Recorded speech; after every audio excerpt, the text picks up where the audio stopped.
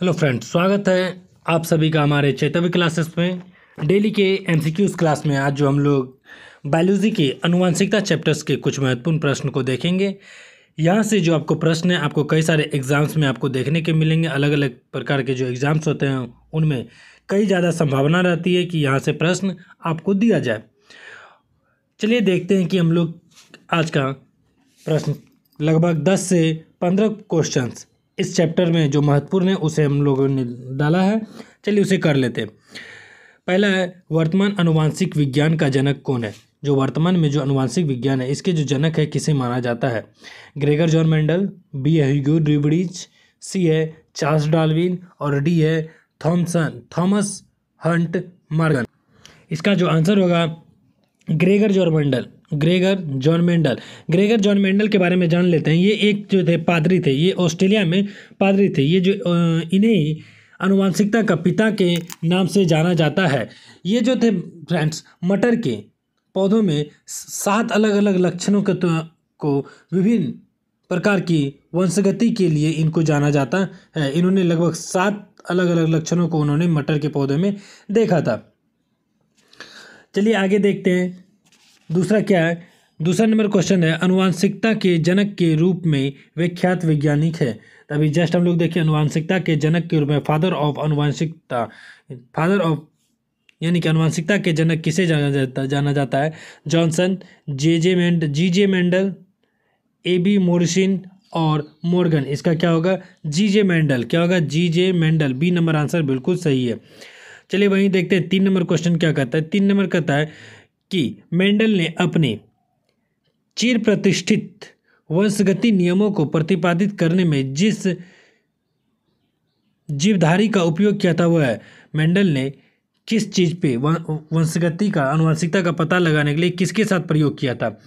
ड्रेसोफिला, Snapdragon, garden pea मटर, sweet pea, सुगंधित मटर। तो इसका जो आंसर होगा गार्डन पी मटर के साथ इन्होंने क्या किया था? प्रयास किया था। इन्होंने अलग अलग प्रकार के इन्होंने नियम भी दिए थे। सबसे पहला प्रभावित का नियम, दूसरा दिया था पृथक्करण का नियम और तीसरा जो था दिया था स्वतंत्र अपव्ययन का नियम। इन्होंने अलग अलग मटर के पौधे के मटर को लेकर के एक दूसरे को क्रॉस करा करके चेक किया था। चलिए वहीं देखते हैं कि 4 नंबर, मेंडल के आनुवंशिकता का सिद्धांत पर आधारित है। मेंडल के आनुवंशिकता के सिद्धांत पर आधारित है कायिक जनन, अलैंगिक जनन, लैंगिक जनन और डी है उपयुक्त सभी। इसका जो आंसर होगा मेंडल के सिद्धांत पे कौन सा जनन आधारित है? लैंगिक जनन आधारित है मेंडल के सिद्धांत पे। वही 5 नंबर क्वेश्चन देखते हैं, जीनोम चित्रण का इनसे संबंध है। जीनोम चित्रण का इनमें से किसका संबंध है? रक्त वर्गीकरण, जीन्स का चित्रण, स्नायु केंद्रों का चित्रण और मस्तिष्क का चित्रण। इसका जो आंसर होगा बी नंबर आंसर होगा। इसके अंतर्गत जो देखा जाता है कि जीनोम चित्रण यानी कि किसी भी कोई भी प्रकार का जीवाणु हो, कोई भी प्रकार का हो, उनके जो जीन है उनका चित्रण किया जाता है, उनका जीन का चित्र तैयार किया जाता है और इसी अनुक्रम को जीनोम कहते हैं। इसके अलग अलग गुणसूत्रों का जो संरचनात्मक इकाई होता है, इसका संरचनात्मक एवं प्रकार्यात्मक संगठन जीनोम चित्रण ही कहलाता है। इसलिए इसका जो आंसर होगा बी नंबर आंसर बिल्कुल सही है। 6 नंबर, जीवों में आनुवंशिक लक्षण संतान में लाए जाते हैं। जीवों में जो आनुवंशिक लक्षण है संतान में कहाँ से लाए जाते हैं? राइबोसोम द्वारा, क्रोमोसोम द्वारा, प्लाज्मा द्वारा, लाइसोसोम द्वारा। इसका जो आंसर होगा क्रोमोसोम द्वारा। क्रोमोसोम में क्या है? एक धागा के ताप में क्या लिपटा रहता है, कई सारे ऐसे करके आप धागा देखिएगा और इसी बीच में ऐसे करके क्रोमोसोम के रूप में ये लिपटा रहता है। इसी को ही यही जो है आनुवंशिक संतान में जो लक्षण, अलग अलग प्रकार के लक्षण, जैसे कि पिता का जो लक्षण पुत्र में जाता है या फिर माँ का, इन पीढ़ियों दर पीढ़ी कोई ना कोई लक्षण आते जाते रहता है। तो इनका जो लक्षण है ये क्रोमोसोम के द्वारा आता है और ये जो एक प्रकार का न्यूक्लियोप्रोटीन का बना होता है। और ये न्यूक्लियोप्रोटीन का सबसे पहले जो नामकरण दिया था एक वैज्ञानिक थे वर्ल्डेयर, इन्होंने 1888 के आसपास इनका नामकरण दिया था। क्रोमेटिन आपको पहले ही बता दें एक जालिका के धागा की तरह होता है, एक इस प्रकार के धागा की तरह होता है। ये जब यहाँ लिपटा होता है तो यहीं पे एक क्रोमेटिन नामक प्रोटीन क्या होता है कि ये लिपटा हुआ होता है। इसीलिए इसका आंसर जो आप देख रहे हैं तो इसका आंसर क्या हो जाएगा? क्रोमोसोम होता है। कई प्रकार के जीन्स जो होते हैं उनमें जो जीन्स होता है कि वो डीएनए में भाग है, जबकि कई प्रकार के विषाणु जो होते हैं इनमें जो होता है कि ये आरएनए के भाग में होता है। वही आगे देखते हैं कि जीन है, जीन एक क्या है, डीएनए का एक भाग है, डीएनए और हिस्टोन का भाग है, डीएनए आरएनए और हिस्टोन का एक भाग है, उपरोक्त सभी। इसका जो आंसर होगा ये डीएनए का एक भाग है। डीएनए का मतलब डीऑक्सी राइबोन्यूक्लिक अम्ल होता है, डीएनए डीऑक्सी राइबोन्यूक्लिक एसिड जिसको बोलते हैं। ये एक लंबा कुंडली सूत्रनुमा अणु होते हैं और इसी अणु के छोटे छोटे खंड को जीन कहते हैं।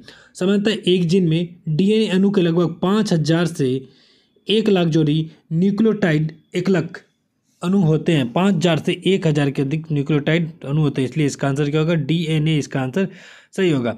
चलिए 8 नंबर क्वेश्चन देखते हैं। जीन के भीतर अनुक्रम आधार में परिवर्तित कहलाता है। जीन के भीतर अनुक्रम आधार में परिवर्तित क्या कहलाता है, उत्परिवर्तन, प्रतिरूपण, संयोजन, प्रजनन। इसके अंतर जो होता है परिवर्तन, क्या का अनुक्रम आधार पर परिवर्तन का उत्परिवर्तन कहलाता है। चलिए 9 नंबर करते हैं। हमारे शरीर में अनुवांशिकता की इकाई को कहते हैं, हमारे जो शरीर है इसके अंदर जो अनुवांशिकता की इकाई उसे क्या कहते हैं, गुणसूत्र, डीएनए, जीन, केंद्रक। इसके जो गुणसूत्र की इकाई को क्या कहते हैं, डीएनए कहते हैं। अनुवांशिकता की इकाई को क्या कहते हैं, डीएनए। फ्रेंड्स, आप सभी के लिए ये क्लास जो है काफ़ी ज़्यादा इंपॉर्टेंट है। अगर आप ये क्लास करते हैं तो आपको देखने को मिलेगा कि आने वाले कई सारे एग्ज़ाम्स में, जैसे कि एसएससी हो गया, SSC GD, SSC MTS, CHSL, और जैसे Bihar SSC, constable, UPSC, UPPCS, अलग अलग स्टेट पीसीएस, और यहाँ साथ साथ सीटेट, डीएलएड और बिहार टीचर का जो बीपीएससी का परीक्षा होता है, उनमें आपको ये क्लास काफ़ी ज़्यादा मददगार साबित होगी। इसलिए आप इस क्लास के एंड तक बने रहें और अच्छे क्वेश्चन को देखें थोड़ा सा। चलिए 10 नंबर क्वेश्चन देखते हैं कि किसी भी प्रजाति में गुणसूत्र संख्या है। गुणसूत्र की संख्या जो क्या होती है, आयु के साथ बढ़ती है, आयु के साथ घटती है, स्थिर रहती है, वजन के साथ बढ़ती है। तो गुणसूत्र का जो संख्या होता है कि चाहे आयु कुछ भी हो, वजन कुछ भी हो, वो ना घटता है ना बढ़ता है। यानी कि जन्म के समय जितने गुणसूत्र होते हैं हमारे शरीर में उतने ही गुणसूत्र वे रहते हैं, वो कभी परिवर्तित नहीं होते। तो इसलिए इसका जो आंसर होगा स्थिर होगा। इसका आंसर क्या होगा, वो स्थिर होती रहती है। 11 नंबर क्वेश्चन, जीव कोशिकाओं में अनुवांशिक लक्षणों के नियंत्रण में निम्नलिखित में से कौन सा उत्तरदायी है। जीव कोशिकाओं में अनुवांशिक लक्षणों के नियंत्रण में कौन उत्तरदायी, एंजाइम, हार्मोन, आरएनए, डीएनए। आपको पता है फ्रेंड्स, डीएनए जो होता है किसी भी प्रकार के अनुवांशिक लक्षण के लिए डीएनए ही जिम्मेदार होता है। ये डीएनए मनुष्य में उसके माता पिता के से आता है, यानी कि माता पिता के जो गुण होते हैं, माता पिता के डीएनए से जो अगली संतति का जन्म होता है उनके अंदर जो होता है माता पिता के डीएनए या फिर अपने नाना नानी, दादा दादी, इन सब के लक्षण आपको दिखाई पड़ते हैं। चलिए आगे देखते हैं। प्लवमान जीन यानी कि जिम्पिंग जीन के सिद्धांत का प्रतिपादन किसने दिया था। Gregor Johann Mendel, Thomas Hunt Morgan, Barbara McClintock, Watson और क्रिक। इसका जो निर्माण दिया था, प्रतिपादन किया था, और वो थे बारबरा मैकलिंटॉक। बारबरा मैकलिंटॉक ने इस सिद्धांत का प्रतिपादन किया था। इनके इन्हीं कार्यों के लिए 1983 में इन्हें नोबेल पुरस्कार से सम्मानित किया गया था। इन्होंने जो किया था, परीक्षण किया था, ये मकई के पौधे में, मकई जिसको हम लोग बोलते हैं गांव में भुट्टा, जिसको हम लोग क्या करते हैं गांव में भुट्टा बोलते हैं, इस प्रकार के जो होते हैं भुट्टा, इनके पौधों पे उन्होंने परीक्षण किया था। जब इन्होंने परीक्षण किया तो देखा एक जीन जो है दूसरे जीन में, यानी कि एक जीन जो है दूसरे जीन में एक स्थान से दूसरे स्थान पर, यानी कि एक जगह से दूसरे जगह पर जाने में पूरी तरीके से समर्थ है। और इन्हीं के तौर पे देखा गया कि इन्होंने इसका नाम क्या दिया, जिम्पिंग जीन्स का नाम दिया। और इससे क्या हो जाता है कि जो मकई का दाना जो होता है उसमें थोड़ा थोड़ा कुछ ना कुछ धब्बा पड़ जाता है। तो इसलिए इसका जो आंसर हम आपको बता दिए थे, बारबरा मैकलिंटॉक थे। इनको याद रखिएगा। 1983 में क्या दिया गया था, नोबेल पुरस्कार दिया गया था। और किस पौधे पे इन्होंने इस चीज़ की खोज की थी, मक्का के पौधे पे, मकई के पौधे पे। 13 नंबर, डीएनए में उपलब्ध कौन सा यौगिक एमिनो अम्ल नहीं बनाता है। एडिनिन, टायरोसिन, गुआनिन और साइटोसिन। इनमें जो आंसर होगा टायरोसिन। टायरोसिन जो होता है कि किसी भी प्रकार का यौगिक एमिनो अम्ल नहीं बनाता है। क्या होगा, टायरोसिन, जबकि एडेनिन, गुआनिन और साइटोसिन अमीनो अम्ल बनाने में पूरी तरीके से ये क्या है, सक्षम है। जबकि टायरोसिन क्या करता है कि अम्ल डीएनए में मौजूद एक यौगिक है। ये क्या है, टायरोसिन डीएनए में मौजूद एक यौगिक है जो कि अमीनो अम्ल नहीं बनाता है। चलिए वहीं देखते हैं 14 नंबर क्वेश्चन। डीएनए में मौजूद शर्करा होता है, डीएनए में जो शर्करा होता है वो क्या होता है, ग्लूकोज, फ्रुक्टोज, डीऑक्सीराइबोस या फिर राइबोस। डीएनए में मौजूद शर्करा एक प्रकार का डीऑक्सीराइबोस होता है, तब ना कहते हैं डीऑक्सी राइबोन्यूक्लिक एसिड। इसका जो डीएनए को बोला जाता है, इसमें क्या होता है, डीऑक्सीराइबोस अम्ल पाया जाता है। चलिए आगे देखते हैं कि डीएनए की खोज किसने की थी। इनमें से जो डीएनए की खोज किसने की थी, जेम्स वाटसन एवं Francis Crick, Gregor John Mendel, Johnson एवं डी है हरगोविंद खुराना या फिर ई, इनमें से कोई नहीं। इसका जो आंसर होगा, इनमें से आपको कोई नहीं होगा। डीएनए की खोज इनमें से किसी ने नहीं की थी। डीएनए की खोज एम एच विल्किंस और फ्रैंकलिन नामक जो दो वैज्ञानिक थे, इन्होंने ही डीएनए की खोज की थी। जबकि देखते हैं कि वाटसन एवं क्रिक जो थे, इसमें डीएनए के डबल हेलिक्स सिस्टम का सिद्धांत इन्होंने दिया था। चलिए आगे देखते हैं 16 नंबर। डीएनए के द्विकुंडलन संरचना किसके द्वारा की गई थी। डीएनए के द्विकुंडल, अभी जस्ट हम बताएं कि डबल हेलिक्स सिस्टम किसके द्वारा, वाटसन एवं क्रिक के द्वारा डीएनए की डबल हेलिक्स संरचना के बारे में बताया गया था। चलिए आगे देखते हैं 17 नंबर क्वेश्चन, जो आज का लास्ट क्वेश्चन है। राइबोसोम्स होता है, राइबोसोम्स क्या होता है, ए है डीएनए, फिर बी है आरएनए, सी है प्रोटीन और डी है इनमें से कोई नहीं। इसका जो आंसर होगा, राइबोसोम एक प्रकार का आरएनए होता है। राइबोसोम क्या होता है, एक प्रकार का आरएनए होता है।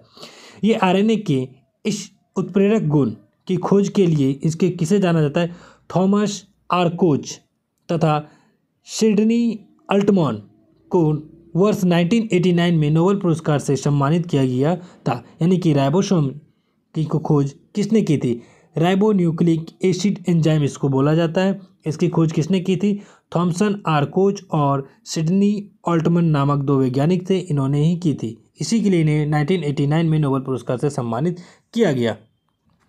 धन्यवाद फ्रेंड्स, आज यहीं तक हमारा क्वेश्चन था। मिलते हैं हम लोग अगले क्लास में। उम्मीद है आपको ये क्लास अच्छा लगा हो।